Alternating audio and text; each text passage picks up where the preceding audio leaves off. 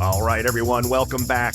Today we're talking about Renaissance fairs, Dungeons and Dragons, Satan worshippers, and that time I made an illegal purchase from an arms dealer.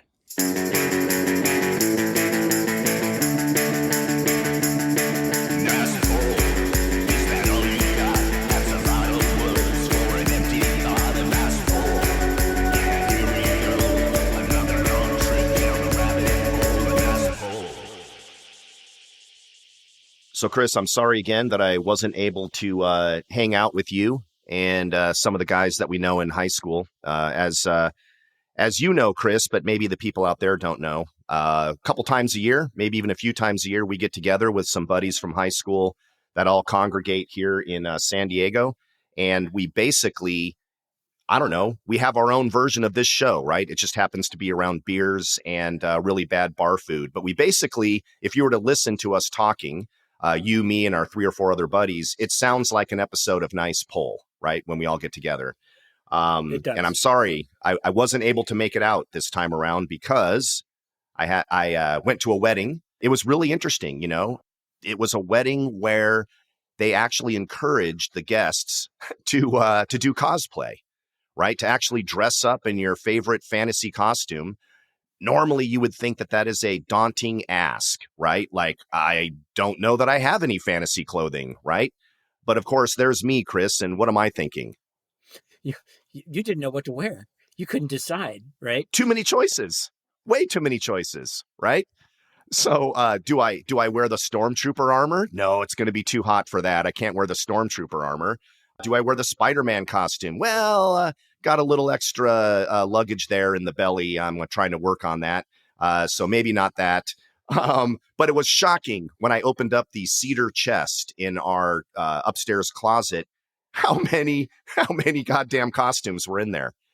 Too many, Chris, for a grown adult. That's a whole different episode. But you know what? It was actually really cool. Everybody got into it. So you're absolutely right about cosplay. I think, and again, for anyone listening who's not sure about what we're speaking of, maybe they don't know the term, but they definitely know it when they see it.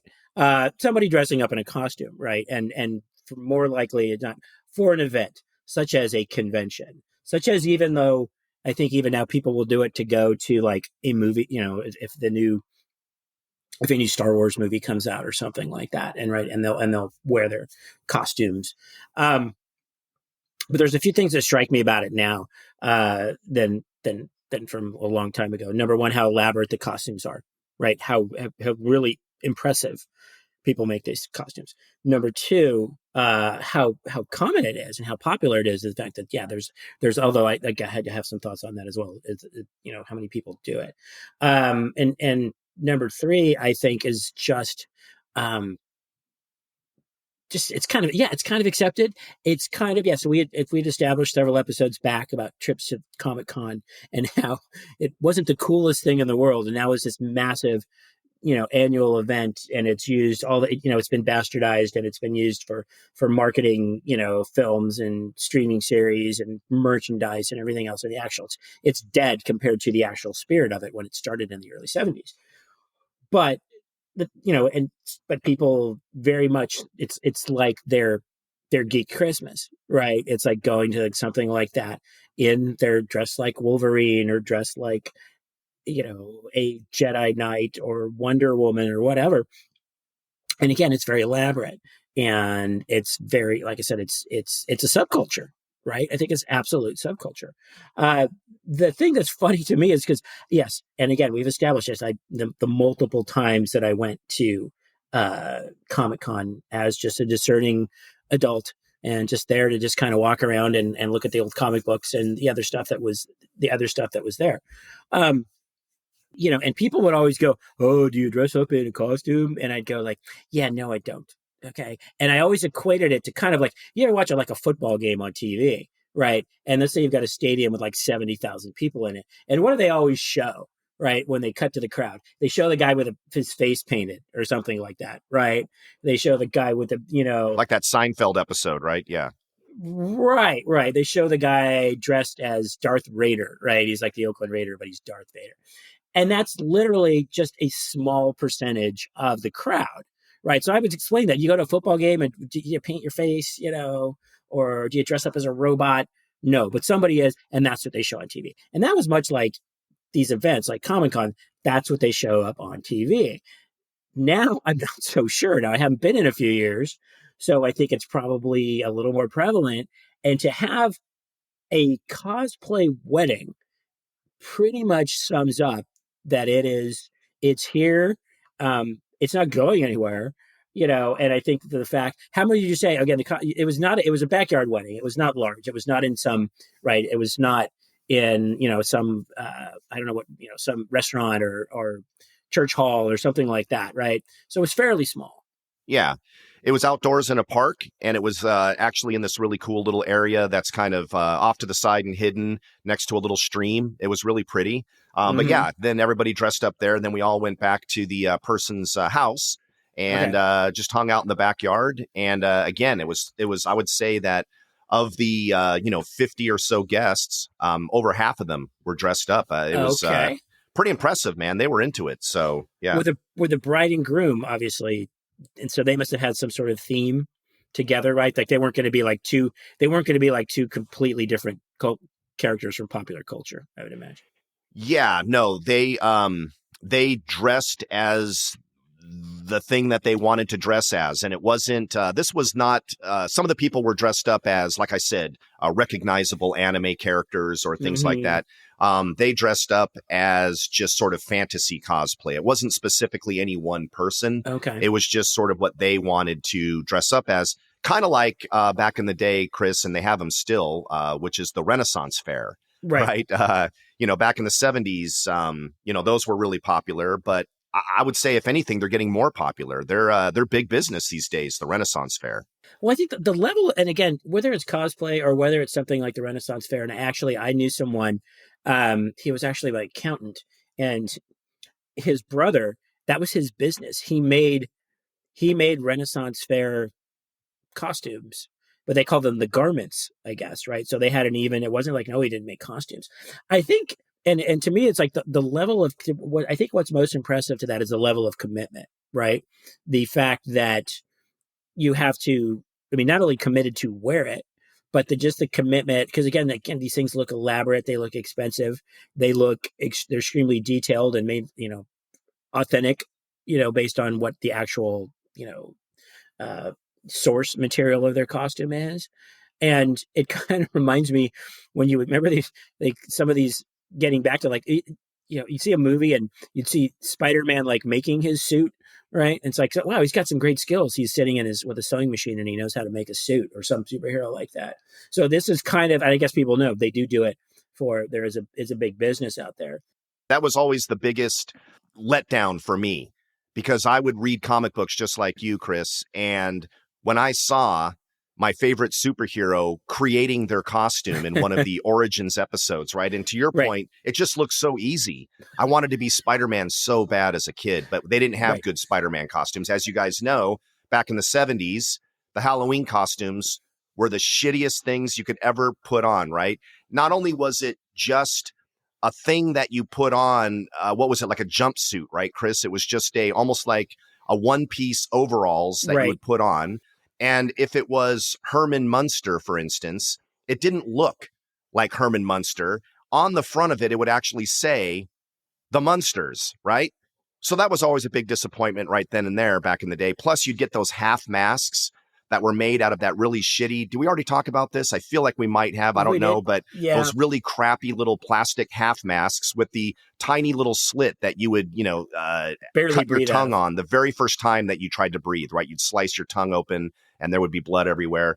But my point is, costumes were really bad back when you and I were kids trying to cosplay something. Nowadays, to your point, the costumes for these cosplay things, you see people in their garage with like a 3D printer and a foam cutter and a glue gun and an airbrush, and they're making giant life-size Transformer robot cosplay, right? They look so good in their Iron Man armor that it looks almost better than the Marvel movie itself, right? And these are just people in their mom's basement, so to speak. I'm one of them. I'm not trying to disparage them, but I mean, we are what we are. And even back in the day, Chris, when I had Stormtrooper armor, this was, 15, 16 years ago, I would go to the comic book convention. And back then I was a god if I had Stormtrooper armor. That was like, oh my God, look at this. This guy's got Stormtrooper armor. Nowadays, that is so nothing that you just walk right by that guy, right? Unless you have a working blaster and an entire entourage with Darth Vader and the front end of a TIE fighter all mocked up and ready to go, you ain't shit, buddy. The theme music playing as you're walking along, right? Somebody's got on boots. Absolutely. And that's, like I said, the level of commitment. Are these people like, did you do this? Were you like pouring like plastic into a mold? You know what I mean? Were you like having to go? No. It's like, so I can't even, I'm not the hand. I can't imagine doing that because I'm challenged to hang a picture correctly, right? Because it's like, to me, I'm not the most mechanical person. And there are many people who will vouch for that. So to me, the fact that I'm just going to make I'm going to make an Ant-Man suit complete with a helmet, and people are going to be impressed, and they're going to want to take their picture with me. It's amazing to me. Like I said, so I don't, so yeah, not only were those superheroes super skilled, they had powers, but their powers also included like, hey, they could tailor their own clothes. Right. Well, yeah. But I mean, Chris, let me explain to you just really quickly to your excellent point. Did I pour the molds to create this Stormtrooper armor? And the answer is no. But when I was a kid and Star Wars first came out, and you and I were both probably equally excited about Star Wars back in 1977, I tried to make Stormtrooper armor by just cutting up pieces of foam. Guess how far I got? Not far, Chris. Not far at all. It was really bad. When I bought the Stormtrooper armor, the guy that sold it to me made me feel like he was a fucking arms dealer, okay? He had the Stormtrooper armor in the trunk of his car. He made me meet him in the parking lot of some, whatever it was, Target, and he opened it up like I was literally buying AR-15s or some kind of a flamethrower. And the reason he was so nervous is because apparently that was a time when Lucasfilm was really coming after people that were trying to make money on anything that was licensed by Star Wars. So he's like, hey, man, you cannot tell anybody where you got this from. And it was just so funny to me. I couldn't stop laughing as this guy is just going, no, man, you don't understand. I could get in a lot of trouble. All right. And I did a cash deal with him and then quietly put it into my car and drove off into the night, right? with Stormtrooper armor. You would have thought that I was heading off to the oil fields, right, to in Kuwait or something. So I don't know. Very funny. Much ado about nothing. When he opened the trunk, was there like a big glowing light, like the suitcase, like in Pulp Fiction? You know what I mean? And that light, because it was just like, that's a great, because yes, he probably thought, yeah, because you could have been, right? I'm sure there's a division of the, copyright law enforced by whatever law enforcement agency, right? And he thought you were undercover. And the second he handed you that helmet, that all of a sudden 2 or 3 cars were going to come from out of nowhere, and a bunch of guys, windbreakers, were going to jump up and point their guns at them. That is hilarious. They're Nerf blasters, yeah. So you had no paper trail, right? It's like, forget you ever met me. No paper trail. He didn't tell you his real name. Yeah. Right. He says you can call me, I don't know, Uncle Owen or something like that, right? And essentially that was how you did all of your that's amazing. Oh, and by the way, let's talk about Uncle Owen for a second. The actor that played Luke's uncle, Uncle Owen, his character was a curmudgeon-y, grumpy old man that didn't want to lose child labor, right? He didn't want Luke to avenge his dad or anything like that. He just wanted some extra help around the farm. Not in harvest season. Exactly. So I went to Comic-Con one year, and there he is. Mm-hmm. There's that actor that played Uncle Owen. Right. He volunteered to go there. He volunteered to sit in front of a card table and sign pictures of himself. And I'm telling you, man, I don't know if he was purposely in character or that was just the grumpiest human on the planet. He acted like Uncle Owen. It was just like, what do you want this for? What's your name? I'm only going to do this once, so make sure I get the spelling right because I ain't doing it again. I'm like, wow, you really are Uncle Owen. Come on, man. I just want to meet with, Wedge and go bullseye Womp rats. Yeah, don't be goofing off. Don't be fooling around with all your friends. Did you buy the photo from Uncle Owen? I did, but I mean, my God, you would think that I was insulting him by even Ha- walking up to him. It was just, he was so grumpy. How Yeah. much did you pay for that photo? Oh, I don't know. I bet it was like $15 or something. Wow, I'm surprised it was even that much. Yeah. Okay. I mean, I've collected some great 8x10s in my days at Comic-Con. One of my most cherished ones is Yvonne Craig, who played Batgirl. Right. And then my other favorite one, of course, is Julie Newmar, who was Catwoman. Oh, man, that is at the top of my collection. But my greatest of all autographed photo is, dun, dun, dun, Adam West. And this is what he said on the photo, Chris. Are you ready? Remember, Jeff, evil never sleeps. That's what he wrote. Oh my God, was it great? I love that photo. I worship it to this day. It's in a place of honor. Right one of above my your favorite bed. shows of all time. Right. Yeah. No, Yeah. I didn't. No, I didn't. All I got was I didn't get any sort of mantra or anything on my Adam West. So that's amazing. Yeah. That is amazing. So you were committed. You were committed, or should have been, to go meet some guy. Right. You were committed to go meet some guy at a Best Buy parking lot. Right. And do this all cash deal with small unmarked bills. Right. Yep. And then you had to wait. Like he was like, he probably left. He said, you got to wait for 10 minutes before you can leave. Right. He probably took off. He wanted to make sure he wasn't followed. Right. That is an amazing, but again, that's a level of commitment. You waited till you got home before you put the costume on, or did you drive home with it? No. Well, here's the thing. And by the way, we didn't even talk about the fact that he made me jump into a swimming pool just so that he would know that I wasn't wired, Chris. He just wanted to make sure I wasn't wearing a wire. I'm not sure if I added that part in. He didn't make you do that. No, he didn't, but that would be awesome. So this was a sort of do-it-yourself prop armor, right? So I had to actually assemble a lot of the pieces myself, but they were all perfect. I mean, it's like, when I was done and I put that thing on, holy shit, it is a Stormtrooper. And I wore it back in the day when I worked in Hollywood at these post-production studios working on TV shows and stuff. I wore that on Halloween, and I was coming around the corner in one of the corridors behind the editing bays, and the woman who was the head of operations didn't expect it at all. She came around the corner, saw a Stormtrooper with full armor and a blaster walking towards her. Chris, it startled her so bad, she started backpedaling and literally fell on her ass and knocked the wind out of her. And I felt so bad, but I mean, that was the effect that the costume had on her. It was just like, holy shit, that is insane. Now, again, nowadays we're so immune to it that who cares, right? Well, was it? It wasn't Carrie Fisher, was it? It wasn't why. That wasn't the one. No, that's why she was afraid. But I mean, again, you talk about that. Like I said, the level, like the Renaissance fairs were a little bit more unusual because I don't think of. Well, to me, the Renaissance was always just studying about a time in history that I didn't really give a tiny rat's ass about. So, I mean, so to me, it's a little broader, right? It's like you're not necessarily playing a character. You're just sort of, or are you? What do they do? I never knew what they did besides drinking ale, right, or something like that. What did they do at a Renaissance fair? Yeah, let me give you some insight. So back in the 70s, my brother, who's older than me, I came along a little bit later, Chris. Some might say that I was a mistake. Others would just say a pleasant surprise. But my two older brothers are 13 and 16 years older than me. So my older brother, Greg, he, to this day, still belongs to a group called the SCA, the Society for Creative Anachronism, which is a very fancy way of saying, right, a medieval group.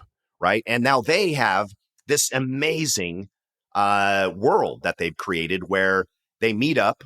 It's nationwide. They dress up in actual armor. They actually fight each other with swords. Now, these are made out of wood, rattan, but they have full on battles and they beat the shit out of each other. And if you get hit in the arm, your arm is gone and all that. But these guys have full on military tactics. Their armies can consist of 50 to 100 people.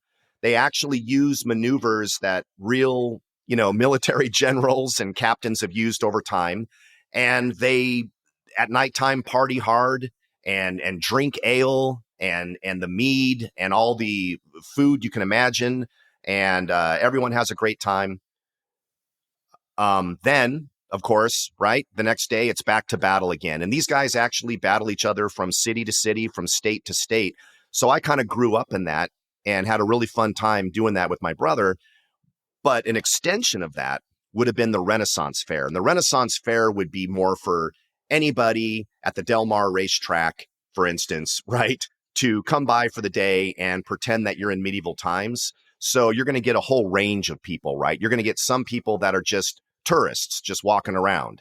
You're going to get some people that half-ass it. You know, I have a little tunic on, but I also have my back in the day, my pager, right? So I'm not really very authentic. Then you're going to have the people that are in full, to your point, garments, right? Just Hollywood quality prop costumes. And what do? They do jousting tournaments. They play drinking games. Obviously, you can eat the big turkey leg. There's all kinds of ways to win prizes. You can buy super expensive handmade jewelry, right? That kind of thing. So I don't know, man. If you're kind of nerdy and have a good imagination, it's pretty fun. Or you could just go to medieval times, right? In Buena Park, where you can watch jousting. You can eat with your hands. You can drink out of like a big stein. But that clears it up a little bit. Because I only knew them by reputation. I didn't know what they really did. So again, I think a certain level of commitment, a certain level of interest, that's a little bit, a subculture on its own. A lot like, which came first? Did the Renaissance fairs come first, or did like Dungeons and Dragons come first?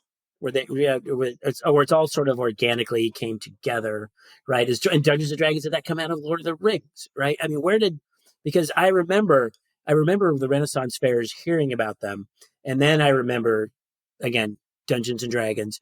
Again, I have an older brother as well who played Dungeons and Dragons with his super cool friends all night long.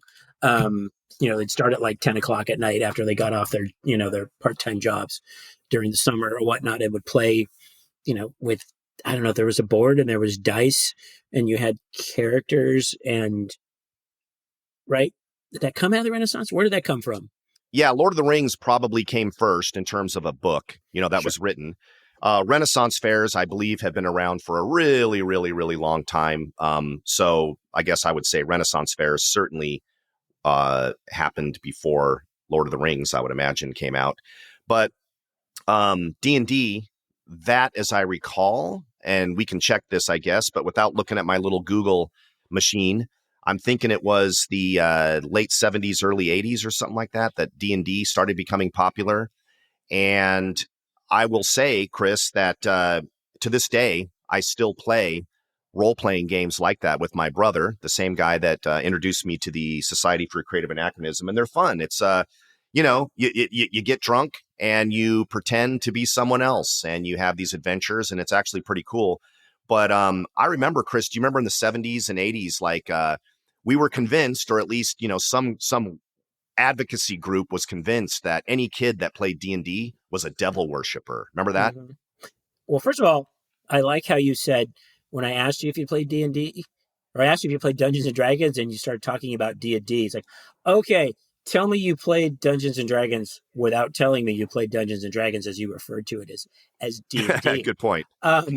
So I think that part, and I love how you talked about getting drunk and pretending you're somewhere else. Otherwise, it's like I did that, but that was usually in a place, I was in Vegas or someone getting drunk and pretending it was somebody else. Exactly. The satanic part, Satan really got a bad rap, okay? Because I think Satan was an easy mark.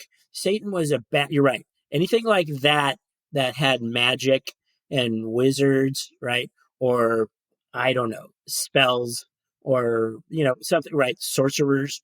That's all. All those lines pointed to the devil, right? Just like, heavy metal music pointed to the devil. Just like anything that it didn't have to be it didn't necessarily have to be the Antichrist, although we had plenty of that in popular culture, which was always like really popular, which I thought, okay, there's something there, right? They're not saying people are pulling for the Antichrist, but I think people, are interested in that sort of thing. But, but you don't think people are pulling for the Antichrist? I think people are in general. I don't know if it's I don't think it's, I don't think the majority of people, I don't know. I could be wrong. I'd like to think they weren't. I mean, that's a Right. little weird. Yeah. But like being against the devil was, for a time, it's like being against cancer, right? Well, of course I know the devil, and then now I think it's hilarious because people will make devil references. There is a documentary out somewhere that's about Satanism and the Church of Satan and whatever, just because, and just really about the history and people that are still part of it. And it's great because they are protected by the Constitution, which they should be, right? As being like any other, organized religion. But I think, the devil to me was always, I said, is an easy mark. It's an easy bad guy. But at the same time, it's just, it was just, like I said, people would get up, whether it was music, it just crossed all, music or, yes, board games or films or, individuals, right? Whether it's, Ozzy Osbourne comes to mind or something like that. He was, the devil's an easy target. Yeah, the Antichrist. Yeah. And all of that sort of stuff. So it's hilarious that, I think people still sort of do that. Although, again, I see the humor in it, and I think it's great. There's a Twitter account that's, there's one that's from God allegedly, and there's another one from, Satan, and they're hilarious, which, you couldn't get around with joking, get along with joking about something like that 30, 40 years. No, you can't joke about certain religions, according to some people, and, not to get too deep into that, but. Well, also, like I said, that the devil was the fall guy, right? And somebody could even blame, that if they want to make, especially if they were somewhat religious or if they did something that was maybe against their values, and you could blame the devil, right? Even Flip Wilson said the devil made me do it, right? That was on one of those variety shows in the 70s. Exactly. Right. But then again, Flip Wilson, that's a great poll. Wow. Congratulations on that. Yeah. Thank you. The films, again, whether it was Rosemary's Baby or The Exorcist or The Omen or any of these films where it was something satanic. It always does crack me up that, these kids playing D&D back in the late 70s and 80s were accused of being Satanists. And when you actually look at these kids, these are kids that are just afraid to ask a girl out. He's literally wearing a tinfoil wizard's hat, and has a little sword in his hand and embroidered stars on his cape. And he's just trying to, for just one quick second, live in a world where he's empowered and he's not being bullied. And this is the kid that we're supposed to believe is the all-powerful Satanist summoning Beelzebub from the bowels of hell, right? That's the guy we're worried about, that kid? Yeah, sorry. Yes. If you want to worry about someone, Chris, worry about the furries. Let's talk about them for a second. I don't even know how to begin with the furries. I think it was probably 20. Again, that was another subculture that I wasn't really aware of. And then probably 20 or 25 years ago, I saw something. It was on MTV of all places, right? And it was a documentary about furries and plushies and things like that. And they had little, they had like little mixers, right? with people wearing these costumes. Yeah. And you think about it, it's kind of brilliant because at the time, like they were wearing these costumes and you had no idea what the person looked like on the inside. And you just kind of went, but that, I don't know. I'm guessing we don't have any furry listeners or that's, I find disturbing that I think you can find, again, you just nailed it. The D&D kid who is just escaping into, hey, guess what? I'm going to be a hero, right? I'm going to fight a demon, or I'm going to fight a dragon, or I'm going to do whatever. Or the same thing, like the person who becomes a superhero, or the person who becomes Captain Kirk, right? I get all of that. Or even gets to be like, I'm going to be the scary, I'm going to, in that case, it's like, I'm going to be this character that's powerful and memorable and leaves a lasting impression. I don't understand how it becoming maybe a 5'10" stuffed animal does that same thing, right? I don't understand that I don't get. If you can explain it to me, Go for it. Yeah, I'm not freaked out over those kids that play D&D. I'm freaked out over people, yeah, to your point, that dress up as mascots, right? That dress up as koala bears and chipmunks and get in these giant costumes and do all kinds of stuff. Now, more power to you. Do whatever you want, man. If no one's getting hurt, that's great. But somewhere between the movie Don't Be Afraid of the Dark, as I mentioned, where there's little tiny demons, and people dressing up in giant furry costumes and doing creepy things, that's where my head kind of snaps. That's where my brain can't take it anymore. And it reminds me of the movie The Shining, where you look down that hallway and you see those two men, sitting in that room, and one of them has like a pig's mask on. Right. He kind of looks at the camera. It's that same moment where you're like, this is not right. That's not how it's supposed to be. Mm-hmm. That's what? Oh my gosh. I don't know why. Again, furries, Exactly, I guess it's pretty harmless, but man, they creep me out. Show me how you're going to escape into your humdrum life. You're going to become something else in another place with other people, or not people who are dressed as something else. And you're going to be My Little Pony, right? I show me where that makes sense. As I said, when you're not heroic, when you're not unique, when you're not a super idealized, flawless, superpowered person or thing or whatever, but you're a pony, and all that you are a pony, exactly. All that entails, you're a pony, right? I feel like, Chris, I must be missing something, right? We've seen that. I think you and I both agreed, or we both talked about this, right? That we saw that documentary, or at least you're aware of it, right? Where they talk about the My Pretty Pony fans, but these people take it to the next level, right? Where they really are in love with the world of My Pretty Pony. And keep in mind, guys, these aren't 6 to 8 year old girls from the 90s. These are grown adults, men and women, who see the world of My Pretty Pony, which I think came out in the 90s, right? I'm pretty sure that's when My Pretty Pony came My out. Little Pony. Uh-huh. They see that as their version of utopia. They see that as a utopian society where everyone lives in peace and harmony. And I guess that's a really innocent thought. That's really nice. But again, there's also an element to it where you're like, wait, what now? Just wait, what?